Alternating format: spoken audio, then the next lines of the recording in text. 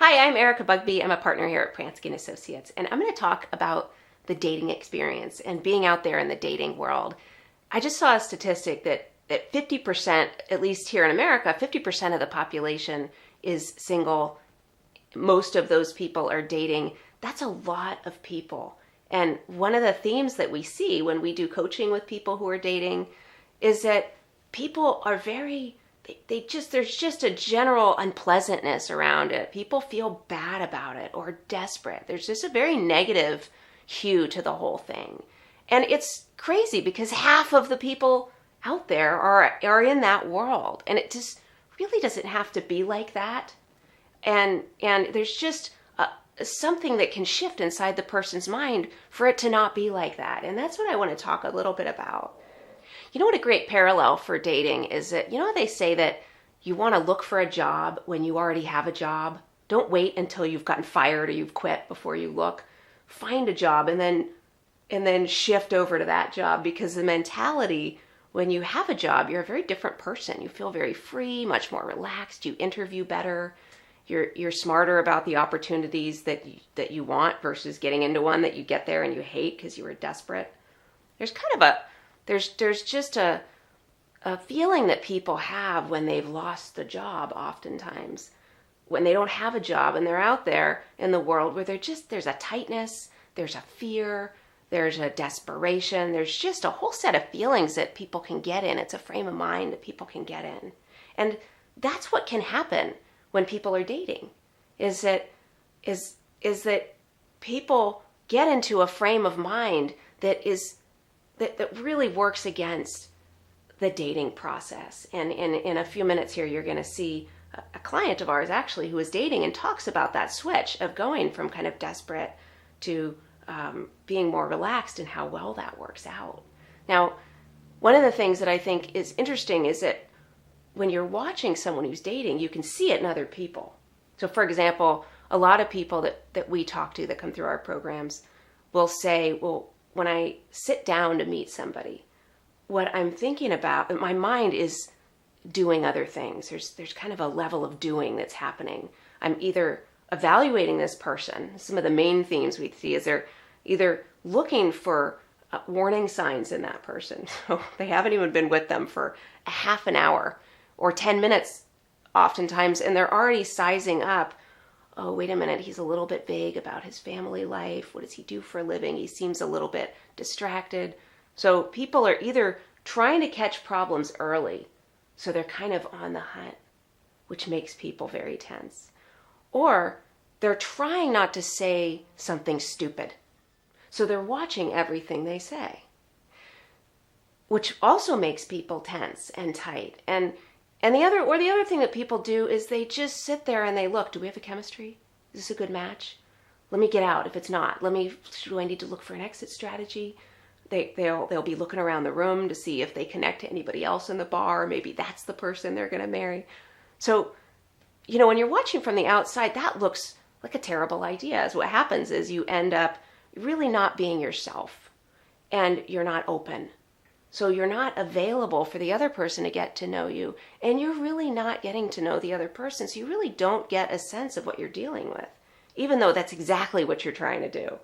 And it's not something that you can do.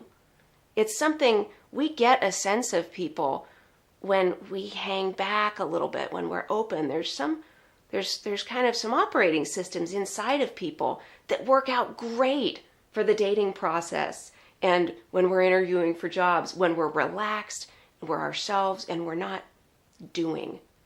And there's also a part of our minds within our thoughts where we're using our minds in a way where it works out horrible. And that's one of the things that we want to talk about is everybody has it in them to show up when they're dating and in the judgment calls about whether to call somebody back, to kind of use their instincts. Everybody's wired up to have all the goods that they need to have a very graceful and enjoyable dating experience, the way it was when you were young, before you got into, I gotta have a partner. Before you got into that, you used to be very free if you were somebody that dated young. So that's what that's what I'm pointing to here, is that everybody has it in them to have the kind of frame of mind that people are in when they're dating that they have when they already have a job and they're looking for a job. It doesn't matter about your personality type or whether your biological clock is ticking or how long you've been dating. None of that matters. It's a moment to moment thing. It has to do with the inside of your mind, just a set of principles, the way that we talk about this. I could talk about this for 10 hours, and I do. We're going to be doing in the programs that we do with people, the coaching that we do, this is what we talk about because this is what matters. But when we talk to people about dating, or really about anything, but in terms of the dating realm, there are just very few things that really matter, and they're very simple. And this, you're going to see how easy it is to switch tracks. And that's what you're going to hear in one of our past clients that you're going to see here in a minute, Francesco. You might have seen before because he's shown us some great examples of a few things that we talk about in our work.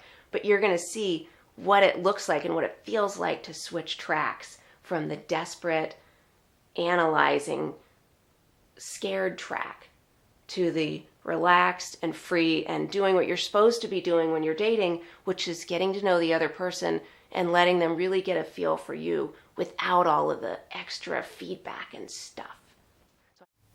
So I used to approach dating like this big problem that I needed to solve in my life, and finding the right relationship as, you know, this challenge that I thought of it as a problem, you know.